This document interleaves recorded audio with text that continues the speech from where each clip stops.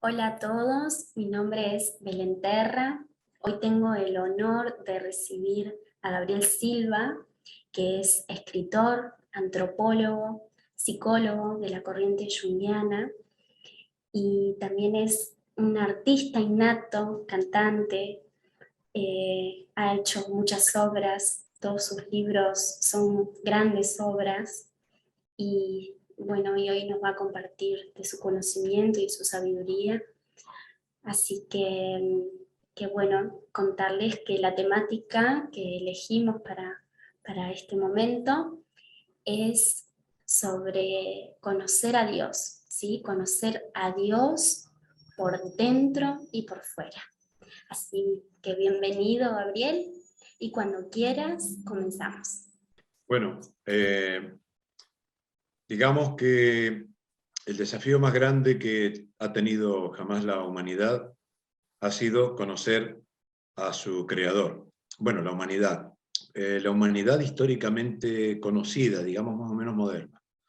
No parece que haya sido un problema para, para los antiguos, para las civilizaciones anteriores, ni siquiera es un problema para los aborígenes que viven en la selva, en la forma más natural habida y por haber, totalmente ajenos a la civilización, totalmente ajenos a las leyes innaturales, antinaturales que tenemos, totalmente libres de tecnología. Las tecnologías que tienen les permiten vivir en su medio natural y ya está. Ellos conocen a Dios. Tienen algunas ideas, algunos conceptos, leyendas, cosas bastante curiosas, interesantes. Algunas pueden darnos risa, pero siempre tienen un fondo metafísico, porque para esta gente tan natural no es nada difícil conocer a Dios. Parece, bueno, mucha gente le caerá un poquito mal, ¿no? A lo mejor, pero para conocer a Dios primero hay que desprenderse de las religiones. Eh, Francamente creo que la única religión, y no soy practicante de ninguna, pero si tuviera que elegir una, elegiría el Islam, porque es la única que tiene la cabeza abierta, la mente abierta. A Dios le ponen 99 nombres, todos los atributos de la divinidad, que son reales, o sea, si lo miramos desde un punto de vista metafísico. Pero bueno, dejo eso entre paréntesis, porque tampoco voy a hablar del Islam.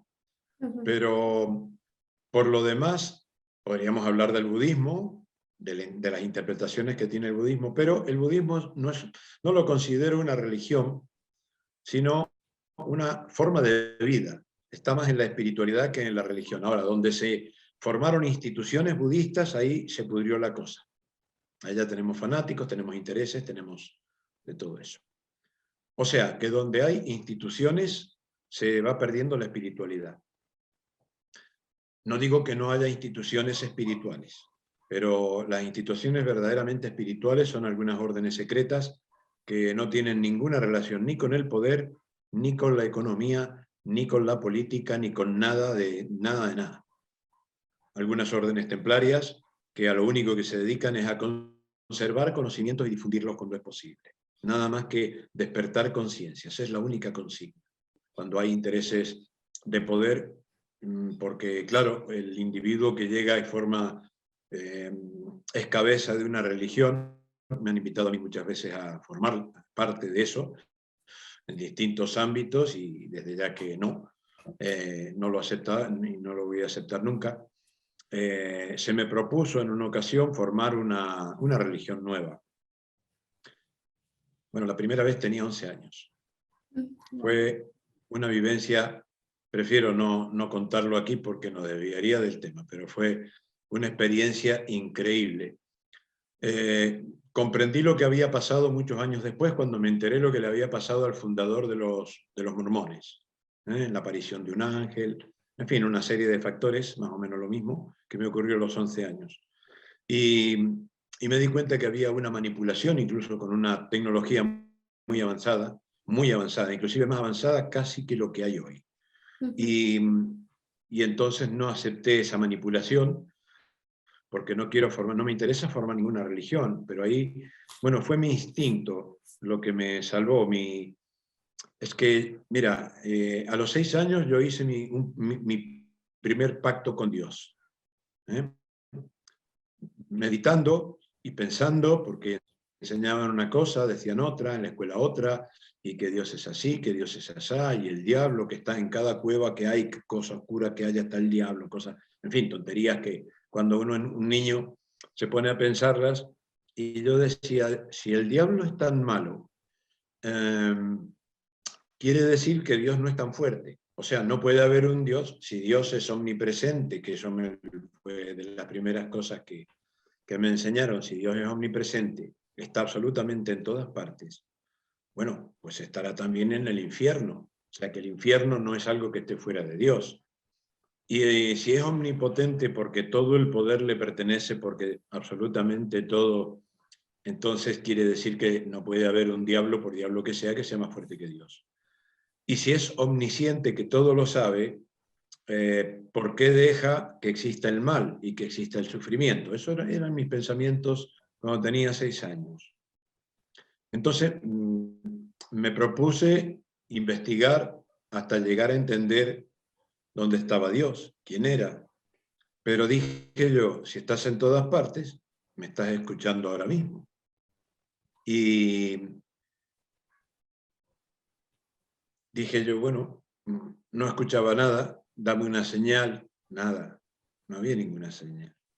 No ocurrió ningún milagro, no se me apareció ninguno, pero dentro mío sentía algo y mi pensamiento, o a través del pensamiento, algo se expresaba y me decía, si alguien se te aparece, no es Dios, porque como Dios está en todas partes, no se te puede aparecer aquí, porque si no, el resto del universo, ¿qué pasa con él?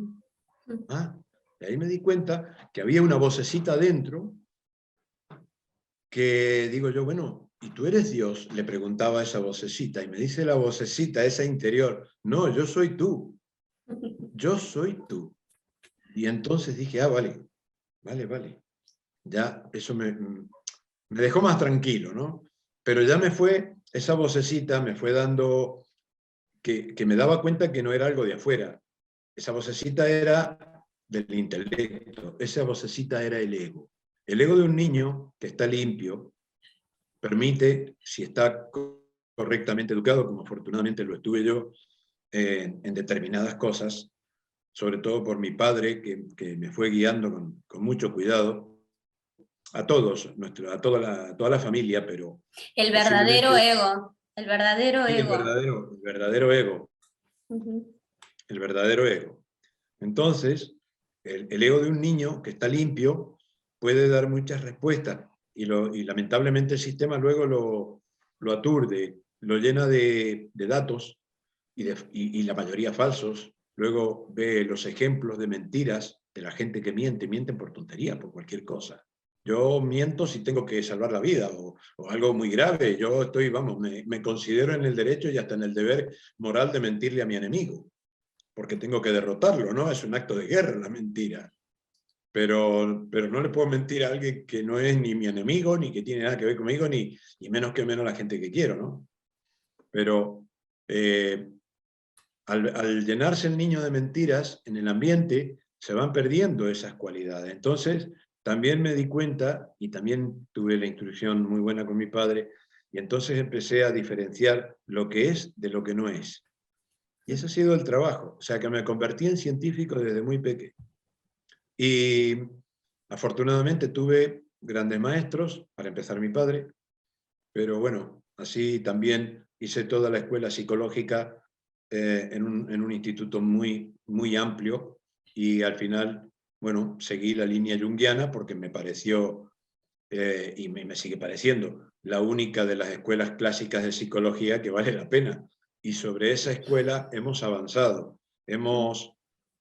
digamos que estamos montados sobre los gigantes hombros de Carl Jung y, y hemos avanzado, por supuesto, desarrollando la psicología. Luego aprendí también partes de la doctrina cátara, con lo cual combina perfectamente con el conocimiento junguiano, y entonces, bueno, he creado una escuela como para conocer a Dios por dentro. Bueno, Maravilloso. sobre conocer a Dios, caben dos líneas, ¿no? Una externa, que es estrictamente intelectual, y una interna, que es estrictamente emocional. Llamémosle, también trabaja mucho el intelecto, mientras mejor se usa el intelecto, más rápido se hace lo que llamamos catarsis. Porque con la catarsis lo que hacemos es limpiar la emocionalidad. Entonces dejamos que Dios se manifieste a través nuestro, como cuando somos niños,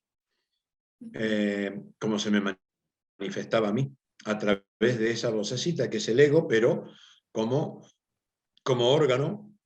Quiero aclarar esto, el ego,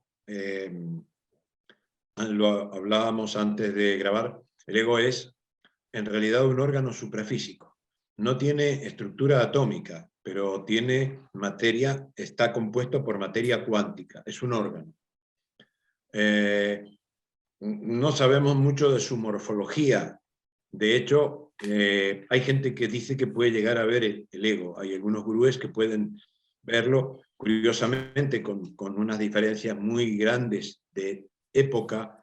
Los han dibujado, los han descrito, sabiendo nosotros hoy en día que no tenían nada que ver uno con otro, no se conocieron. O sea, no es que recopiló uno que copió de un libro de otro, sino que además le dan interpretaciones distintas a lo mismo que evidentemente han visto. Bueno, hoy en día entendemos que eso es el ego. Es algo que se suele ver por encima del chakra Sahasrara. El chakra Sahasrara es el de la coronilla, ¿no? El de los santos, descrito con una aureola. En realidad no es una aureola, es una áurea, pero no una aureola redondita como los santos. El chakra Sahasrara, cuando está completamente desarrollado, es tan brillante que las personas que tienen determinado nivel de vista en ese campo, un poquito más allá del campo astral, pueden ver algo que baja y sube, ¿no? Hay Una algo cosa que se que a mí mueve. me encantó en una de las entrevistas que te hicieron, que dijiste sobre los chakras, y es que los chakras son conciencias.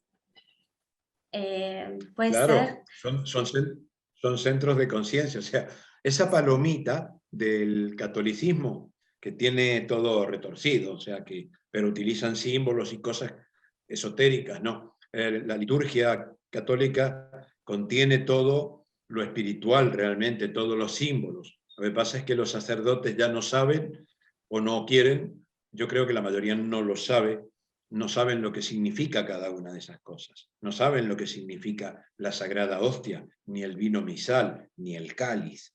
En realidad el cáliz es el chakra muladhara, nuestro chakra muladhara, el chakra sexual, que todos los chakras son muy brillantes y muy dinámicos, ¿no? Son como ruedas. Entonces, el chakra que está por encima, el svadhisthana o hipogástrico, lo tapa un poquito y entonces forma como una media luna o como una copa, depende de cómo lo miremos, y con la parte astral de las piernas, si miras a una persona en astral con ese chakra más o menos desarrollado, ves una copa, ese es el cáliz, nosotros tenemos el cáliz. Y la Sí. sagrada hostia es el semen del varón, o el flujo orgásmico de la mujer es el vino, que son cosas sagradas que no hay que derramar porque caemos en fornicación.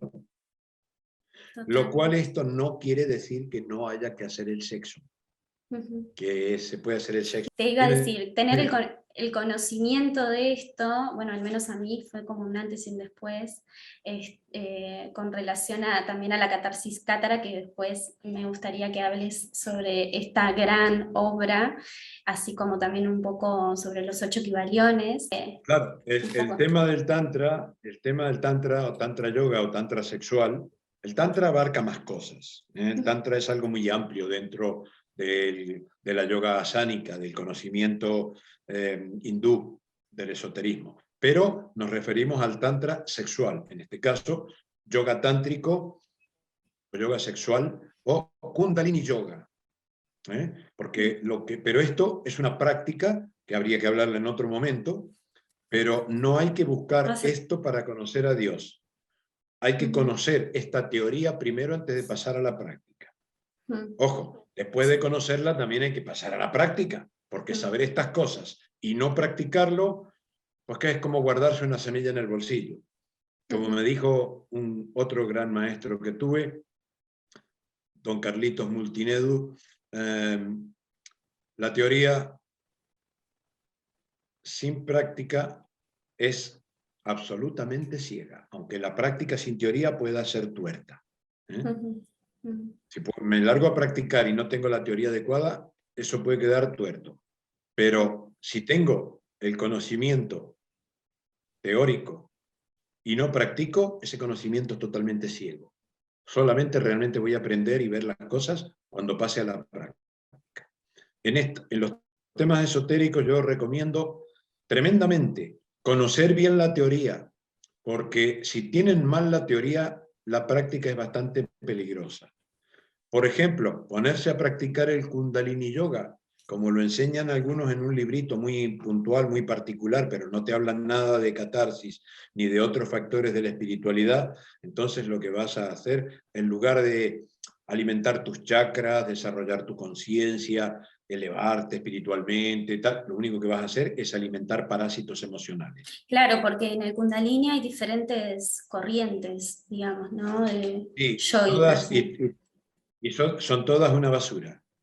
Todas aquellas líneas que se han armado son producto de ingenieros sociales que saben dónde machacar a la humanidad, destruirla.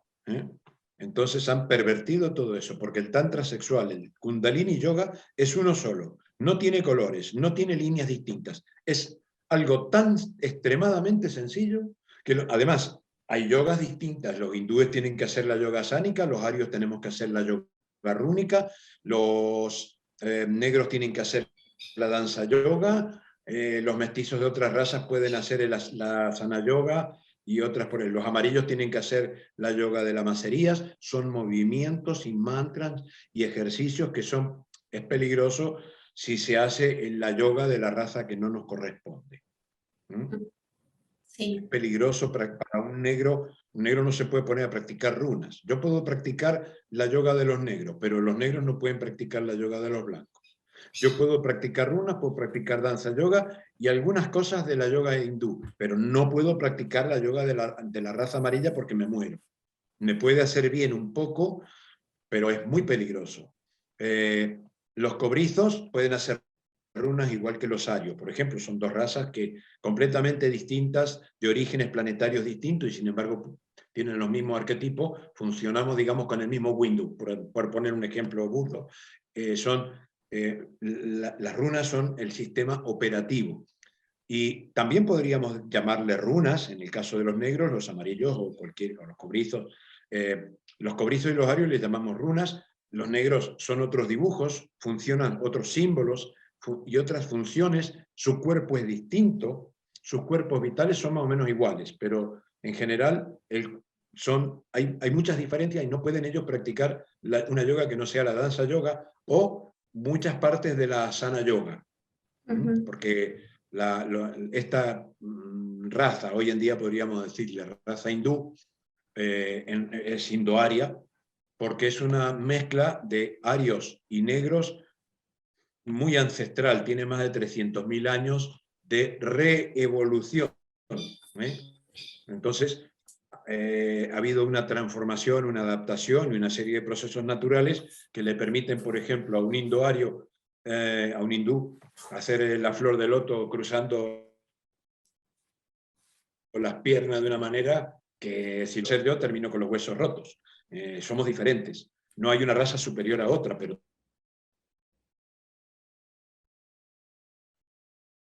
Se cortó ahí.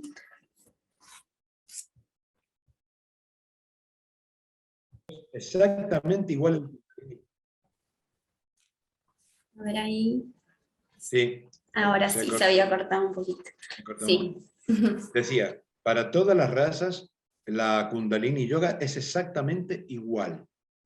Si bien para los ejercicios yógicos las diferencias, y hay que respetarlas, y hay que saber bien la teoría antes de poner a hacerse, inclusive un ario, muy ario, que se pone a hacer runas y no respeta las pautas de ejercitación, se puede hacer mucho daño. Los negros no, mayormente la danza yoga, de hecho la danza, le llamamos danza porque antiguo, ya se sabía de antiguo que la espiritualidad de los negros está en el baile. Es porque sus ejercicios yógicos, en lugar de ser quietos y en una postura con un mantra como nosotros, es con canto y baile. Digamos que es la yoga más alegre, ¿no? Y más bonita también si vamos a lo estético. Cuando ves caminar a los negros por cualquier parte, su propio caminar casi es un baile. Entonces, yo puedo practicar cualquier ario o amarillo, puede practicar todo lo de los negros. Digamos que lo de los negros es más universal. No nos va a hacer el mismo efecto, no vamos a conseguir el efecto que tienen los ejercicios yógicos de cada raza, pero podemos practicarlo tranquilamente.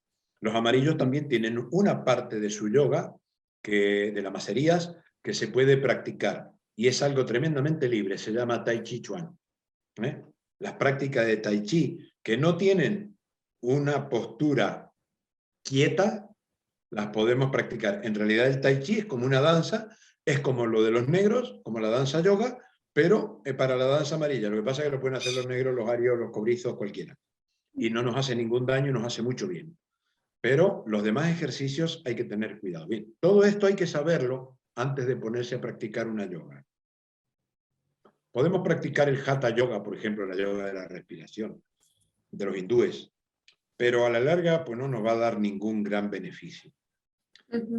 Si hacemos la práctica yógica de la respiración que enseñan los profesores de gimnasia en la escuela secundaria, ya está, con eso estamos muy bien.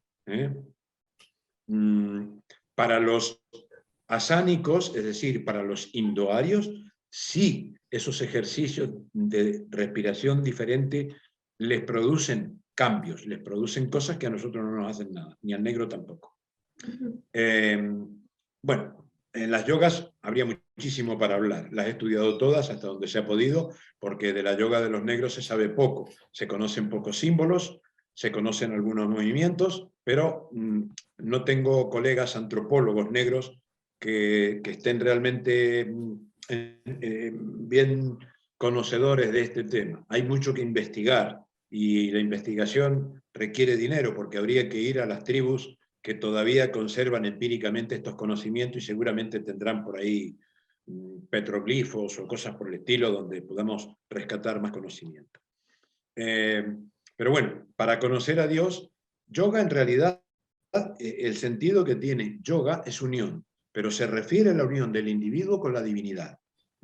Por eso hablamos de yoga también en este tema que es conocer a Dios por dentro y por fuera. Conocerlo a través de los ejercicios rúnicos es una parte, no es la parte más importante. Es una vez que tenemos toda la teoría y que tenemos todas las condiciones creadas, entonces empezamos con la práctica. Yo lo veo como el estudios, ¿no? Estuve practicando yoga de una tradición específica y bueno, después de que empecé con la lectura de Catarsis y otros libros tuyos, también fue como un antes y un después porque realmente lo sentí como, y que me pasa con mucha información que tú impartes, que compartes, como una verdad verdadera. Y bueno, y la verdad que me cambió absolutamente la mirada con relación a determinadas posturas y demás. Yo sentía como que no tenían como un propósito verdadero para mí. Y bueno, y para mí esto fue como el pasito más allá, así como con los fantasmas, que bueno, en un momento de mi vida estudié biodecodificación. Y bueno, y yo sentía que me quedaba como a medio camino. Y la catarsis a mí me trajo el pasito más allá, ¿no? Como que también la otra parte me sirvió y me sirve, pero yo sentí que fue como, y que en una parte del libro lo dice, ¿no? O sea, creo que tú hablas sobre la medicina germánica también, me parece que es ahí, bueno, de toda esa parte que también es sumamente importante tener el conocimiento. Pero bueno, para mí fue como el pasito más allá de combatir lo que estaba desde mí en este momento dentro mío y no dejarme de alguna forma como fagocitar por esos fantasmas. Mm. Sí. Sí, la biodescodificación es algo maravilloso. Yo la practiqué antes de saber que existía como biodescodificación. Tenía mis propias teorías y la practiqué un poco a lo bruto. Estaba solo en un medio totalmente freudiano. Yo era el único junguiano y el resultado fue extraordinario. Y hacía lo mismo, revertir cánceres terminales. ¿eh? Fue una experiencia extraordinaria, también me trajo algunos problemas. Se tuvo que suspender el asunto. Un tiempo después, aquí me entero que están con la biodescodificación en España bastante avanzada y bueno, pues fue una alegría para mí porque estaba justo empezando a escribir un libro que le había titulado Psicosomatosis. Y, ¿por qué es eso? Bueno, pues cuando me empiezan a contar que existe un tema así de biodescodificación y me empiezan a explicar lo que es, digo, joder, pero si ya está hecho, ¿para qué voy a escribirlo? Y bueno, fue una alegría porque vi un avance muy importante también sobre Jung, pues yo había digamos, desarrollado lo mismo, no tan completo como la biodescodificación, pero lo básico para tratar a mis pacientes. Y bueno, todo esto aquí tenemos evidentemente también una evolución en muchos de los campos. El problema es que hay que resolver los temas políticos para que esto pueda conocerse, masificarse, ampliarse y la humanidad pueda vivir como merece, como debe. No faltan conocimientos científicos. No falta conocimiento científico para conocer a Dios. Volviendo un poco al tema, ¿no? Digamos que los indoarios tienen dos modos de encontrar a la divinidad, dos maneras diferentes. A veces interactúan los lamas verdaderos, ¿no? Hoy en día se ha convertido el lamaísmo en una religión, ya perdió, ya no es lo que era antes. Antes era una fábrica de maestros, antes era una gran escuela, el Tíbet. Hoy, lamentablemente, los lamas están bajo un dominio religioso. Ya no es igual. Conservan parte de la cosa, pero la esencia se va difuminando. Toda esta gente en la antigüedad, y todavía hoy en gran parte de la India, se practican dos cosas. El Bhakti Yoga, que es el yoga devocional. Es uno de los caminos para conocer a Dios, a través de la emoción. Ahora, ¿qué pasa? Esto requiere que la emocionalidad esté limpia, que el canal esté limpio. Porque una persona que tiene miedos, el miedo más pequeño que puedas tener, y te supera, y te controla, la persona que tiene el rencor, la forma de odio más pequeña y más subconsciente que tengas, y te controla, y te enferma. La persona que tiene un vicio, bueno, algunos vicios son pasables porque afectan nada más que el cuerpo físico, pero los miedos y los odios afectan al cuerpo físico, al cuerpo mental, al cuerpo astral y al alma. Bueno, y catarizar No, sería pasar por esos claro. conceptos. Entonces, antes de practicar esa parte de la yoga, que es eh, es que tenía que haber explicado antes esto. Hay dos maneras. Uno es la contemplación y otra es el bhakti o el amor. El bhakti yoga o yoga devocional es la empatía con Dios. es empatizar con la divinidad. Y esto solo se logra a través del amor, el amor puro, viviendo el amor absoluto, el amor universal, la entrega absoluta y amorosa a Dios. Es una práctica bastante difícil para un occidental, porque estamos muy llenos de cosas intelectuales como muy llenos de parásitos emocionales. Si se intenta esto, se conseguirá al final un hedonismo, incluso alucinaciones divinas, se desarrollará un yo místico fantástico. Entonces saldremos como algunos metafísicos que yo soy Dios, yo soy, y terminan diciendo así: yo soy Dios, la perfección, soy un océano de perfección, y sobre mí flota como una espuma la humildad y la modestia. Pero no es más que un yo místico, no es más que un yo psicológico más pseudo espiritual. Es un engaño, porque el amor a Dios realmente no lo vas a tener mientras tengas un rencor, mientras tengas un miedo, y si tienes muchos vicios tampoco. Una persona que está enviciada, que su vida está gobernada por un vicio, imposible que pueda conectar con la divinidad. La conexión está, o sea, vivimos, somos la divinidad manifestada, pero como individuos, como personalidad, estamos muy lejos del yoga, a menos Bueno, entonces la que... catarsis sería la purificación de la Exacto. personalidad. Exacto. Una vez que se ha hecho la catarsis, y de ahí la importancia absoluta que tiene ese proceso, bueno, yo lo escribo en el Catarsis Cátara, no es el único medio ni el único libro que lo explica. Hay libros que lo explican con una serie de alegorías en la India, hay estatuas, hay templos, en el templo de, creo que es en Camboya, en Vietnam o en Camboya, no me acuerdo dónde es que está. Uno de los templos más grandes del mundo, creo que es Angkor, no me acuerdo. Bueno, pero me acuerdo de las estatuas y de los dibujos y del contenido metafísico que tiene. Me he olvidado de la ubicación geográfica, pero he tenido, no sé, muchísimo tiempo estudiando todo eso desde el punto de vista metafísico, porque es un libro en piedra, es un libro de estatuas, con movimientos, con expresiones, con todo, donde te explica todos los demonios, están todos los demonios representados ahí. Bueno, todos, quizá no, como en Egipto, también en Egipto, todos los enemigos del faraón que vemos en los grandes templos, en realidad son los yoes psicológicos.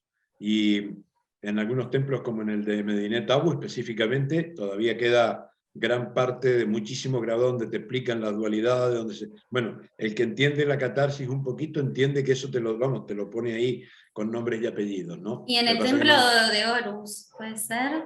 en el templo de Horus también, bueno, es que el ¿De templo de qué? Horus es uno de los más grandes y que está más completo también, sí, sí. Bueno, en Ujú. realidad en todos los frontispicios de los templos está todo eso, o sea, las batallas del faraón. ¿Por qué? Porque es lo principal, no es el faraón. Está representado el faraón ahí, pero muchas veces ve el tocado y dice: ¿cómo puede ser? El tocado lo lleva un escriba o lo lleva un soldado cualquiera, que no es ni faraón ni nada. Entonces dice: ¿y esto? ¿Cómo se come esto? Esta diferencia, bueno, esa diferencia es que ahí lo que te ponen en el frente de los templos es que todo el mundo tiene que hacer la catarsis, todo el mundo tiene esos enemigos, que te los representa con gente de otras razas y cosas, porque en muchas épocas pues Egipto estaba siendo atacado permanentemente por esas razas. También es una opción. Yo lo que comprendo de eso es que también esto vale para todas las razas, porque estamos hablando de los yoes psicológicos, y esos yoes psicológicos son negros, blancos, cobrizos, amarillos y de lo que haya. Entonces hay que interpretar el sentido metafísico de la cosa. Los enemigos del faraón son de cualquier raza, porque todas las razas tienen yoes psicológicos, pero lo que se representa ahí son los yoes psicológicos, eh, que en algunos momentos se han hecho labrados, se han hecho bastante curiosos, porque ha habido batallas verdaderamente, y bueno, pues se los contaba al final de la batalla cortándoles el pene, por ejemplo. Entonces hacían una montañita de pene, contaban los penes y sabían cuánta gente había muerto. O en otros casos manos, pero con el tema de las manos, bueno, pues habría que ver, si son manos derechas, tenían que ser todas las manos iguales, por ejemplo. Entonces sí, cosas que han existido en la historia. Ahora, vemos esos grabados, cuándo han sido hechos, y nos damos cuenta que son muy posteriores a la construcción del templo, más bien recientes. Cuando digo recientes estamos hablando de 4000 años o así, pero que vemos otras cosas en el templo, donde vemos que todo lo que está escrito verdaderamente de la época de la construcción del templo tiene otras características y otra profundidad. Entonces, pues la historia hay que estudiarla con criterio científico, no con criterio dogmático como existe hoy en día. Y en la historia vamos a encontrar en muchos países, en muchas cosas, muchísimas referencias a la catarsis. Vamos a encontrar escritos chinos, hay unos pergaminos chinos que, no sé, hay unas colecciones por ahí, lo ponen como colecciones comerciales porque son réplicas de documentos, y yo lo entiendo perfectamente. O sea, te está hablando de cómo un individuo tiene que combatir contra un demonio, pero es que esos demonios están dentro del individuo, no están fuera. O sea que cuando entiendes la catarsis cátara, y sobre todo si la haces tú misma, y empiezas a ver la historia de la humanidad y todos esos documentos, y vas a ver la cantidad fabulosa de referencias. Cosas que yo no me había dado cuenta hasta que comprendí la catarsis. Yo conocí la catarsis, digamos, en el estudio junguiano, ¿no? Antes de estudiar, de jovencito, pillaba todos los libros que pillaba, que podía, y entonces, bueno, pues fui haciéndome una idea de cómo purificarme, porque yo me daba cuenta que un miedo me podía dominar, y si yo tenía un miedo, me iba a arruinar la vida. Si yo tenía una bronca, y esa bronca no se me iba a convertir en aquello que yo podía criticar. Entonces, bueno, pues siempre estuve haciendo catarsis. La catarsis más fuerte, digamos así, más integral, la hice cuando trabajaba en el ejército, trabajaba en un equipo científico y, bueno, trabajamos con psicotrónica. Y eso, pues, requirió quitarme miedos y quitarme cosas porque lo que estábamos haciendo era muy delicado, y tuve que hacer un proceso de purificación emocional, que me quisieron dar una especie de instrucción, pero esa instrucción era muy básica, muy vasta, muy elemental. Y yo dije, no, aquí, si vamos a hacer estas cosas que son peligrosas para la mente, porque es otro tema, demasiado largo sería explicarlo, pero no se pueden hacer esas cosas sin una limpieza emocional muy, muy profunda. Cualquier cosa que haga me va a afectar demasiado. Y esa fue la primera catarsis fuerte que tuve. Luego ya, sabiendo hacerla, ya cuando me di cuenta, dije, bueno, esto va a haber que repetirlo, porque bueno, pasó un tiempo y me di cuenta que otra vez volví a tener miedo, volví a tener odio, ¿Por qué? Porque no la había hecho óptima.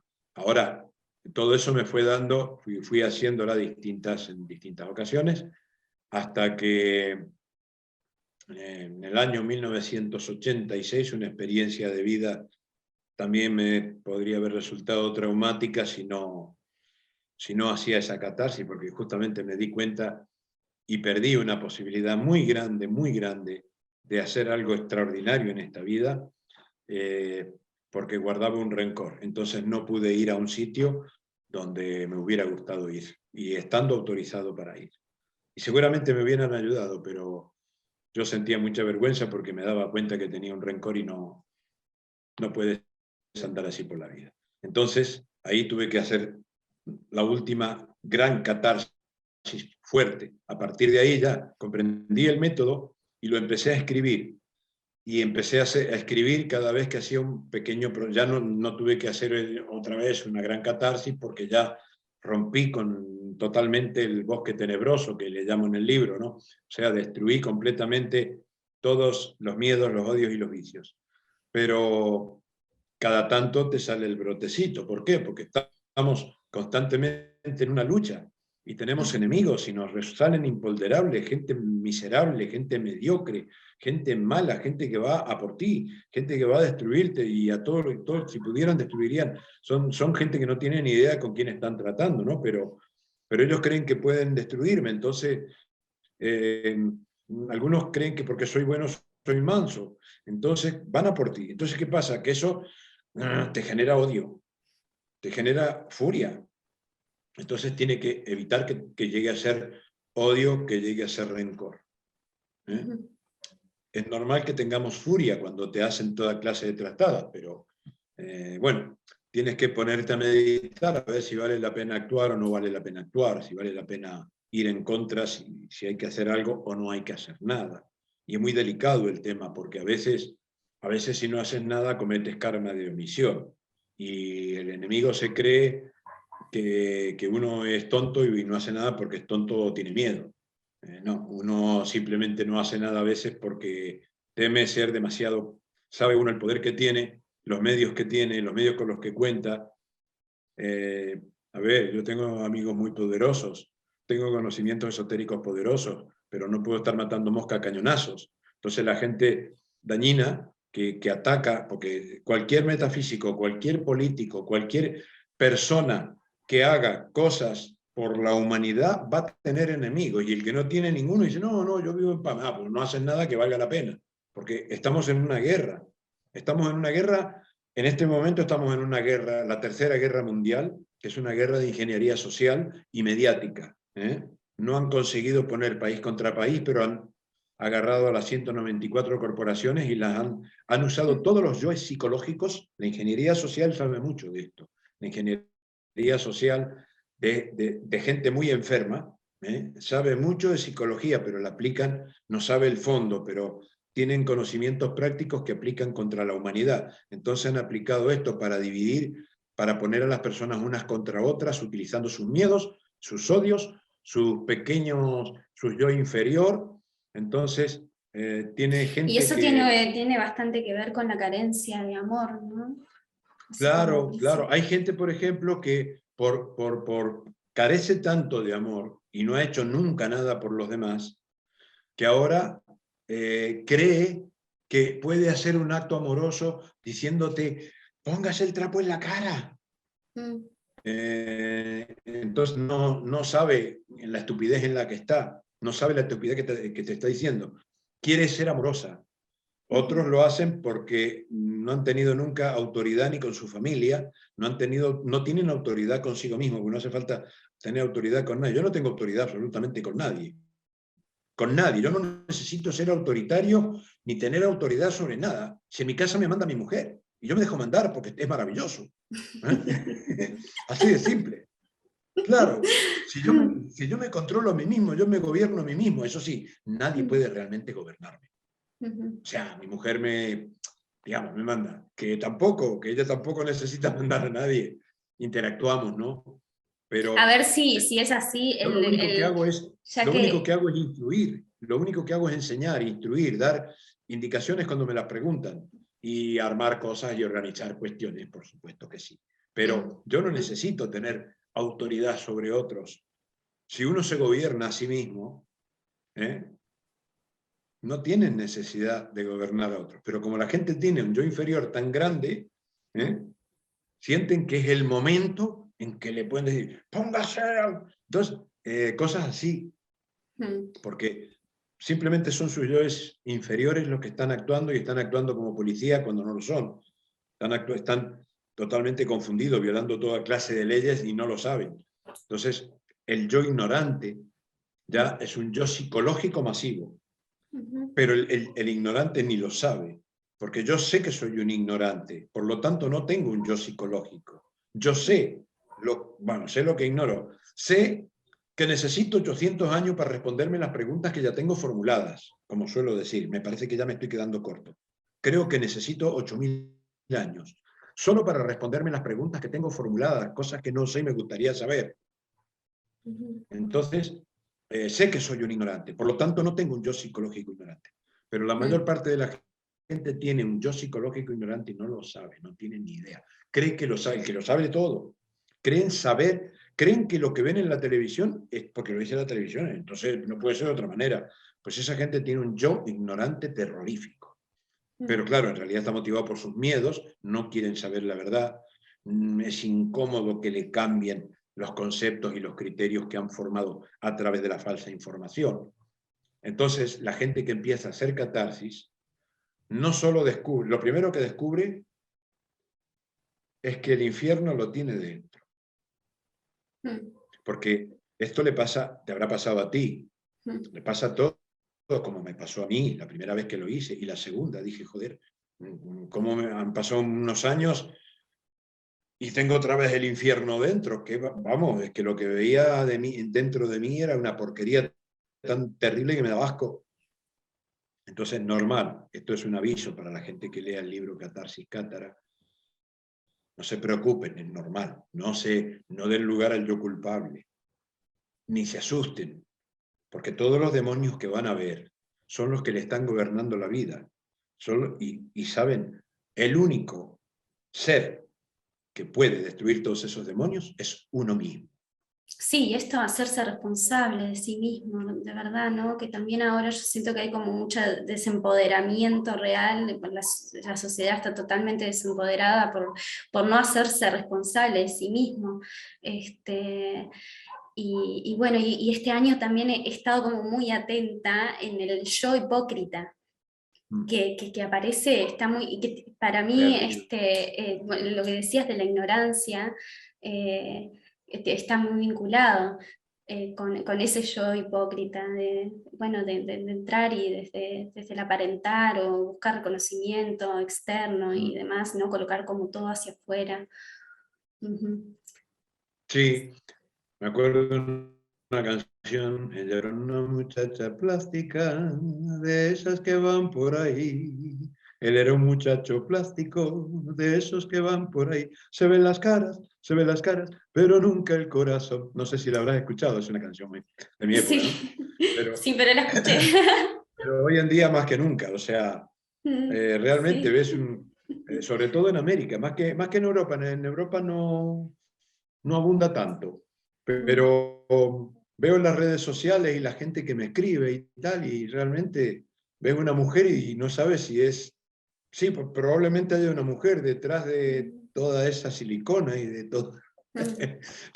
y, y pensaba antes que era solo la mujer que iba por ese lado, no, hoy está Sí. el metrosexual también, Sí, eso entonces ya no quizás se ve sabes un si es poco más en Europa, en la parte del hombre, al menos yo viajando y claro, eso. entonces Eh, ya evidentemente hay demasiada gente que no tiene mucho en qué pensar mm, o están muy, no sé en qué mundo viven realmente, no creo que puedan tener una percepción de la realidad, así como mm, van cayendo, ¿no? Porque los van inoculando y van cayendo, pero como moscas, y los que no van a quedar como enfermos crónicos.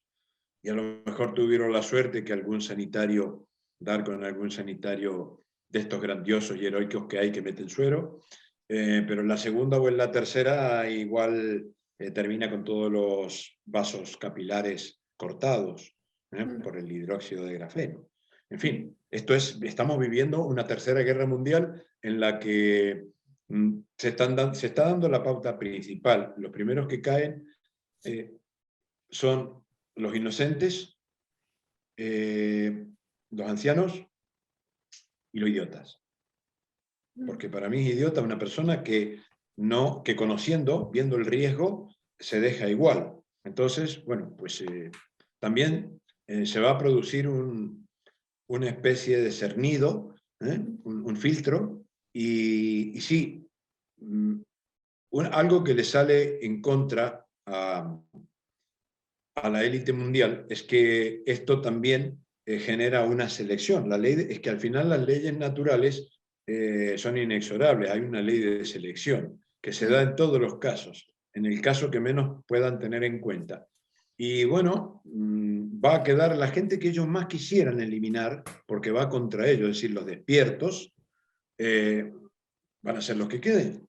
Mm. Entonces, bueno, volviendo a Dios, eh, despegando un poquito los pies del problema político, vamos al problema interior. Como habrás visto en el libro Catarsis Cátara, no hay posibilidad de nada para hacer nada en la vida, ni para ser, ni para hacer, ni para tener, ni para nada, porque nada te va a dar felicidad si no haces catarsis. Todo el mundo está buscando la felicidad. Hay algunos youtubers Mm. muy metafísicos que están enseñando al mundo con mucho amor y lo hacen bastante bien algunos, cómo lograr lo que se te antoje, cómo hacer los pasos de la magia, cómo convertir la ley de atracción en práctica y lograr lo que quieras, bla, bla, bla, bla, bla, bla. Y tienen razón, y está bien lo que te están diciendo. Pero esto es el problema, es que se lo está diciendo a gente que son una legión de demonios. Entonces, antes de practicar cualquiera de esas cosas, tienes que hacer catarsis, porque por más que sepas todo lo que, y que entiendas perfectamente todo lo que el mejor de estos maestros te haya enseñado, si tienes miedo y te asusta la oscuridad y tienes miedo a la noche, no eres capaz de andar por ahí, por el campo en la noche porque te da miedo, no vas a lograr ninguna magia. Tú algunas cosas lograrás, algunas visualizaciones, pero no te van a dar la felicidad. Si tienes rencores, estás pidiéndole a Dios que te dé cosas, materiales además, que podrías quizá utilizarlas en contra de tus enemigos de manera deshonesta, de manera antiética. Por lo tanto, Dios no te lo va a dar, porque Dios está dentro tuyo. Entonces tu propio ser, tu propio espíritu, tu yo soy interno, no te va a dar aquello, por más que insistas, porque tu propio subconsciente está diciendo, no, no, no, no me lo des porque puedo usarlo mal. Entonces, si la gente tiene miedo y tiene odios, o tiene vicios muy graves, una cosa son los placeres y otra cosa son los vicios. A mí me gusta fumar y bebo alcohol y me gusta, no sé, drogas no, pero bueno, me tomo mis placeres. Mi mujer y yo practicamos el sexo como todo el mundo, eso sí, tántricamente, de manera sagrada, y es un placer enorme.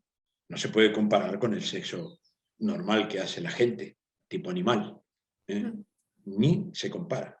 Ahora, placeres sí, vicios no.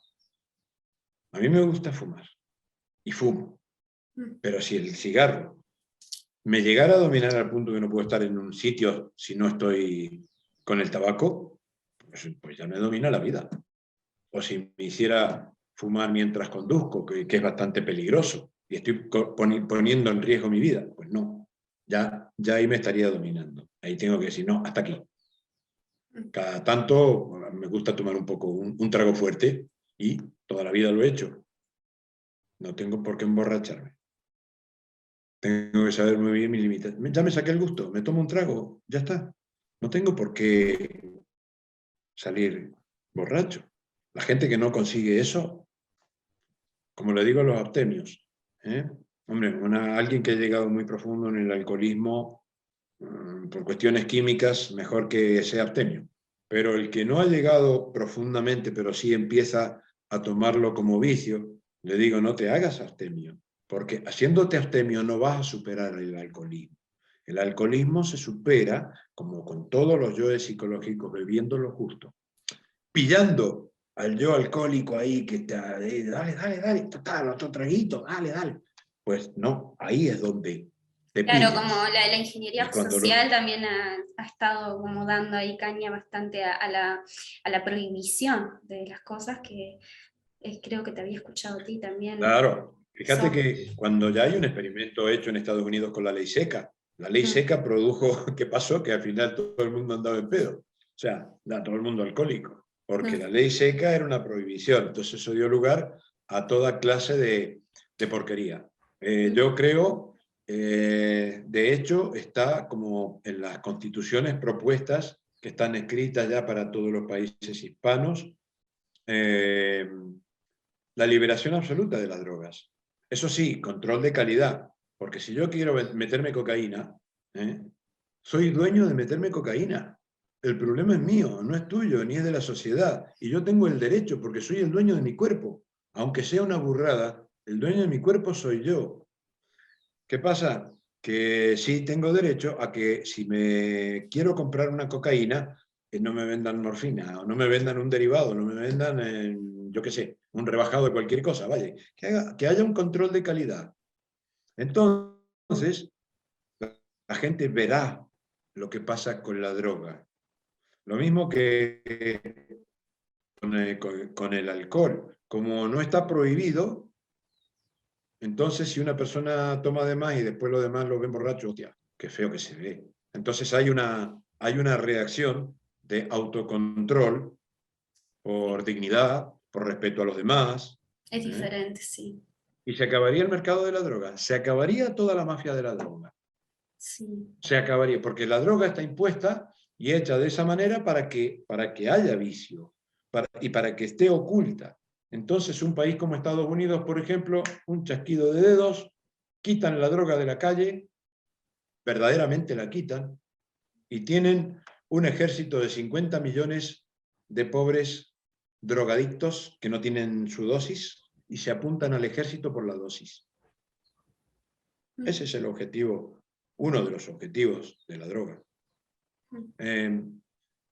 ¿Se puede un drogata con la catarsis salir de eso? Claro, todo, cualquier yo psicológico, cualquier vicio, un agorafóbico, yo qué sé, cualquier forma del miedo, todos los miedos, si son iguales, el procedimiento es el mismo. Se puede, alguien que te ha hecho mucho daño, ¿cómo eliminas el rencor cuando te han jodido por aquí, por allá y más allá de lo más allá? Pues igual porque con eso no vas a cambiar lo que te hayan hecho. Con eso no vas a arreglar tu vida ni vas a alcanzar la felicidad. Se eliminan los miedos, los odios y los vicios con el mismo sistema en todos los casos. Y con relación a esto de los miedos, porque también hay como un fantasma que lo ha instalado, para mí, que desde desvirtuar en sí mismo lo que es el miedo, de que si no tenés miedo a nada, quedás totalmente debilitado. Al ¿Cómo contrario. sería? Ah, bien. Para nada, para nada. Es un engaño mental que los yoes psicológicos a ver, toda la inteligencia que tienen ellos, te la han quitado a ti. ¿Eh? Todo el amor que tiene el odio, la fuerza del odio, no es otra cosa que una contrapolación del amor que te ha robado a ti, a tu amor divino. Bueno, eso también que se contrapola. Y tu Que voluntad, súper. justamente. Y todos ellos te roban la voluntad, te roban la Santísima Trinidad. La Santísima Trinidad. Inteligencia, el amor y la voluntad, ¿no? Exactamente. Sí. Que son, en esencia, son ser, conciencia y voluntad, o sea, amor, inteligencia y poder. Amor, inteligencia y poder. Esos tres elementos, esas tres virtudes, esos tres pilares de la divinidad que eres, te los va robando los yoes psicológicos. Por eso son muy astutos, no son inteligentes. Tú eres inteligente. Ellos, los yoes psicológicos que tengas, son astutos. Entonces van a jugar en todo lo que puedan con tu mente para escabullirse. Luego verás, habrás visto ya en tu proceso seguramente que te atacaba uno y le dabas a ese y lo eliminabas, ¿no? Y empezabas con otro y te aparecía otro. Y luego verás que de pronto te aparecen 4 o 5 a la vez, como una patota, como una manada. Porque ya uno solo no puede contigo, ya se tienen que juntar. Pero ya ves que de todos modos, como los ves, y los ves, mira cómo se relaciona este con este, como los ves, ya hasta te ríes, pero los combates, los observas, los eliminas, los reprimes, porque la represión no es una autorrepresión, como dice el freudianismo. No, los yoes psicológicos hay que reprimirlos. A ver, yo tengo Bueno, tu y asesino. justamente como eso, ¿no? A mí Un me pasa. asesino no lo reprimo. Dime. Sí, con la observación, ¿no? Eso siento que es innato en mí, de observar. Hay unas cosas como que las siento como muy, que desde niña, pero al estar en contacto conscientemente con esos demonios, me pasaba que luego era una expansión, una felicidad, ¿no? Como ese momento cultivando eso, y como cada vez más, que también quizás en algún punto yo lo asociaba con esa mirada de la noche más oscura del alma, de pasar por el dolor, pero bueno, desde un lugar sumamente consciente y no desempoderado. ¿Viste? Eso, como sentir que la energía la podía autorregenerar, ¿no? Como una cosa así. Sí, pasa que a medida que eliminas los yoes psicológicos, todo ese amor, esa inteligencia, esa voluntad vuelven a ti. Mm. Entonces, de pronto tu conciencia se ve libre y cada momento de libertad y cada logro interior, pues te hace sentir esa plenitud. Mm. Esa plenitud. No hay que tener miedo a encarar la catarsis. El único que la pierde es el que la abandona. Si no la abandonas, no la puedes perder. Bueno, y eso, El único yo que me siento pierde la nuevita, digo, batalla. dentro, que hace años que leo, que te leo, y que empecé hace quizás 2 años con la catarsis y todo, me costó mucho entrarle, o sea, era como una resistencia que tenía interna, tremenda, y bueno, y me siento como en esto, una eterna aprendiz, o sea, de que realmente estoy en el camino correcto y eso me genera plenitud, pero conmigo misma, pero siento que aún, o sea, y eso también me da como entusiasmo y motivación, porque siento que ahí puedo ir más allá, ¿no? Claro, claro, claro, claro. Es que irás más allá, sin duda. Lo que pasa es que, bueno, lleva su tiempo. Pero a la hora de tener la catarsis plenamente hecha, porque llega un momento en que ya la das por hecha absoluta, que no dejamos de observarnos todos los días. Yo medito todos los días. Todos los días medito. Psicológicamente hablando, quiero decir, Claro, no en la meditación, eso de ponerse a pensar, a ver, de todo un poco, hago meditación intelectual también. meditación psicológica sería. Sí, pero me refiero a la meditación psicológica, Ahí está. que es la más importante. Todos los días medito, todos los días me observo. No necesito ya ponerme delante del espejo como pongo en las prácticas, pero bueno, lo que pasa es que yo ya, Claro. pues, tantos años de experiencia, pues ya no necesito el espejo, estoy mirándome por dentro y estoy mirando al más mínimo, a ver, ¿por qué hice esto? ¿Por qué dije aquello? O sea, autovigilancia absoluta. Pillarme infraganti, hablando con algún rencor. No, a veces con furia sí, pero ya rencor no. Hablando pues con alguna duda de alguna cosa, que digo, cuidado, pero miedo no, ya no a esta altura del partido no. Pero bueno, Bueno, eso se decirte que para mí logra este con el... conocimiento llevado a la Claro. práctica si tengo una palabra así para ponerle en este momento, es trascendental. O sea, es Sí, sí, como... es totalmente trascendental. ¿Por qué? Porque a medida que vas limpiando la psicología, ese canal llamado susumna, el susumna entra por aquí, llega al corazón y luego va hasta las gónadas, hasta los ovarios o los testículos. Eso es lo que luego subimos como energía kundalini por Ida y Pingala, la serpiente del caduceo de El Mercurio. caduceo. Bien, pues ese proceso en el susumna, mientras tienes yoes psicológicos, esto está tapado. Y el ego Oh. no llega aquí. Lo que tienes aquí es una falsa imagen del ego, porque está lleno de yoes psicológicos. Cuando eliminas los yoes psicológicos, encuentras al verdadero ego. Y te das cuenta que, bueno, eres tú, pero eres tú personal, pero no eres Dios, sino el intermediario verdadero, que no es el verdadero intermediario ante Dios, no es alguien que esté fuera de ti. Como los imanes en la mezquita, no son intermediarios entre Alá y la gente. Son, en todo caso, inspiradores, son poetas, son cantantes, son maestros, pero no hacen de intermediario, porque le enseñan a la gente a encontrar a Alá dentro de uno. Pero en la liturgia cristiana también, en la católica no, pero en la liturgia cristiana lo mismo. En realidad la enseñanza cristiana tiende a que uno encuentre uno mismo, tenga ese canal que sale de la copa, llega a la cabeza y luego por ahí la palomita que baja y suba. ¿Vale? Esa palomita es el ego. Si limpiamos el canal, esa palomita de la paz entra en nosotros, el Espíritu Santo. En realidad, en la liturgia cristiana, el Espíritu Santo, la palomita es el ego. Es el verdadero contacto entre el Señor y el Hijo, entre el Padre y el Hijo. El Hijo es la personalidad mundana. El Padre es la divinidad. Y el Espíritu Santo es la palomita. Esa palomita no puede bajar y subir si aquí están los demonios del ego que lo retienen, que lo atrapan, que lo confunden. Los falsos egos.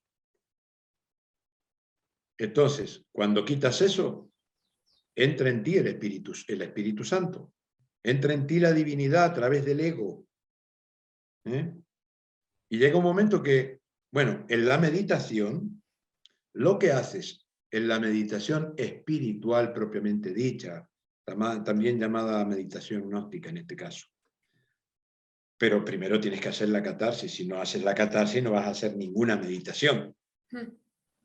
Sin catarsis no hay ni meditación. Puede haber meditación intelectual.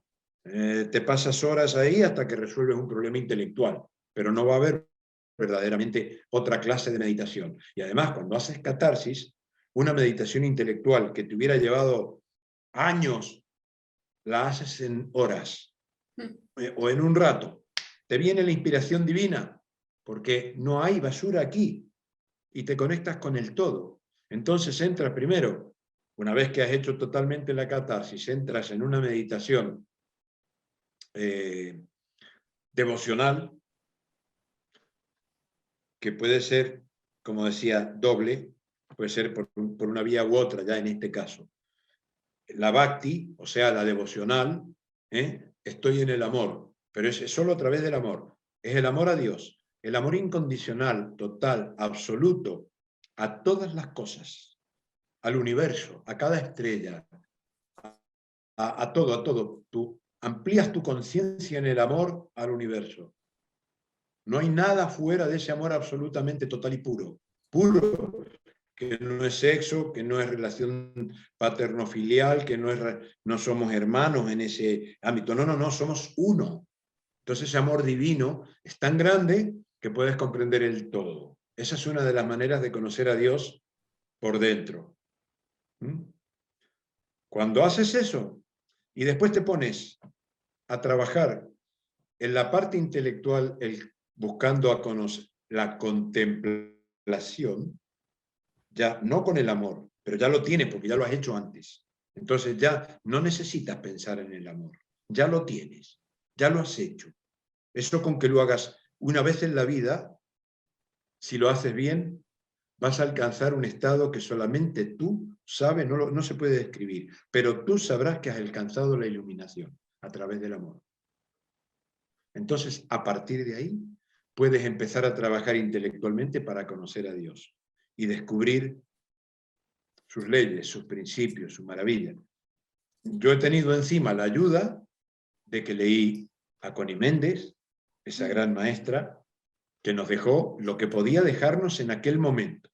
Los maestros le ayudaron, le enseñaron cosas, ella hizo su trabajo también, no es que fue una mera que escuchaba y escribía, no, no, no, ella hizo un trabajo también bastante increíble. Entonces, ella nos dejó claros que hay unos principios divinos.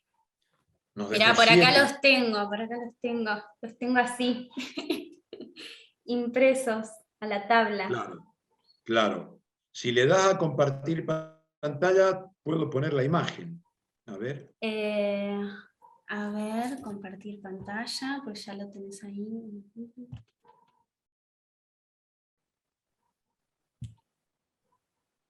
Ahí le di compartir pantalla. ¿Te permite? Sí, ahí está, ¿no? Sí. Ahí está. Vale. Bueno, ahí tenemos los principios. Esta es la manera ya de conocer a Dios por fuera. Ya, no, vamos, ya hasta el más estrictamente intelectual puede acceder a este conocimiento, pero para alcanzar este conocimiento tuve que entrar a Dios por otro lado. Tuve que conocer a Dios de otra manera. Porque si no, esto me hubiera llevado, no lo hubiera alcanzado. Y además, tuve la ayuda de que ya previamente nos había hablado Connie Méndez de amor, vida, verdad, inteligencia, espíritu, unidad y principio. Pero no nos había dejado el principio eternidad.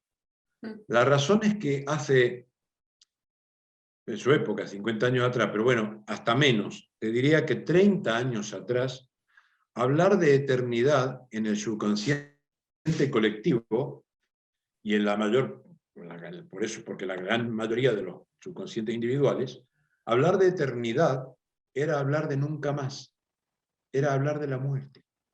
Producía un vacío total, producía una sensación desagradable. Entonces no estaba la humanidad preparada para entender dentro de la metafísica, ni siquiera los metafísicos, estaban preparados para entender la eternidad. Porque la eternidad es lo más glorioso que puede haber. Bueno, todos los principios lo son.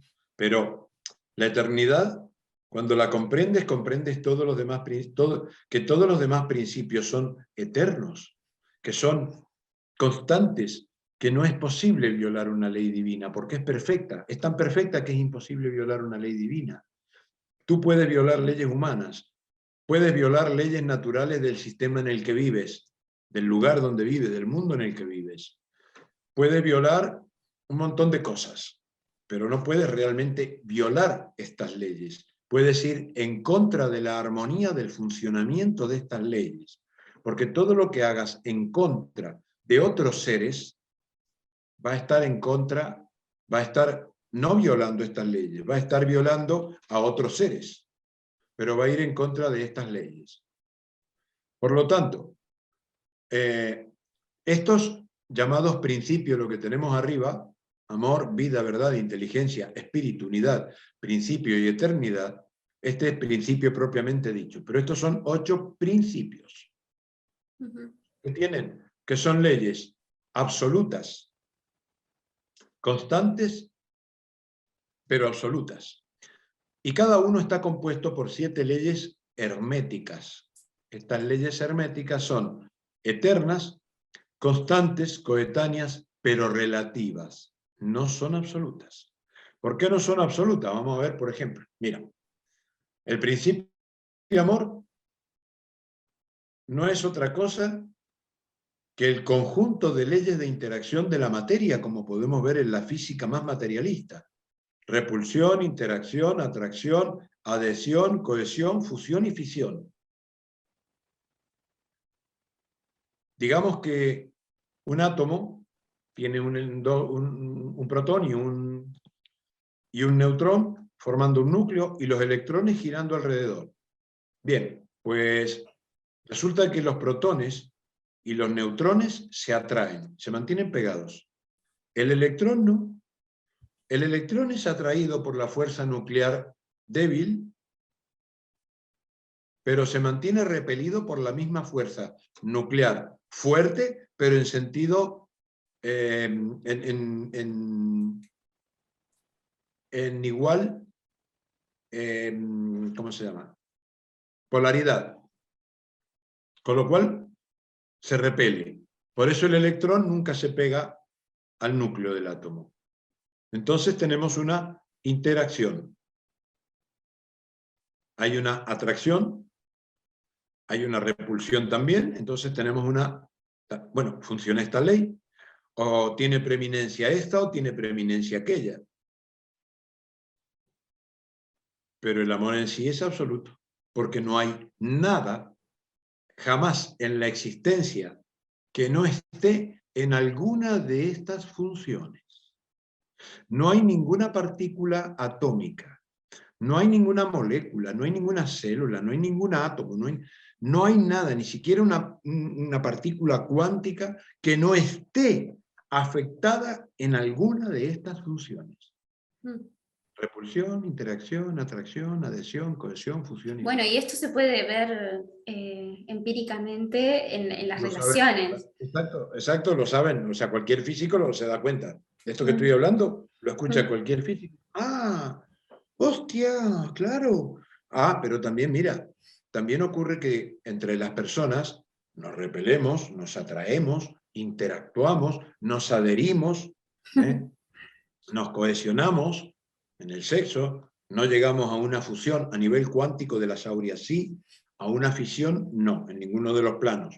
Como mm, humanos, en otros reinos no lo sé, pero también pasa con las personas y entre mm. los animales y entre las plantas, en todo, en el universo, así como ocurre en los átomos, ocurre en el universo, como vemos aquí en el principio propiamente dicho, ¿eh?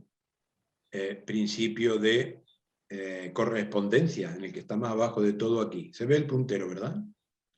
Sí, se ve, se ve.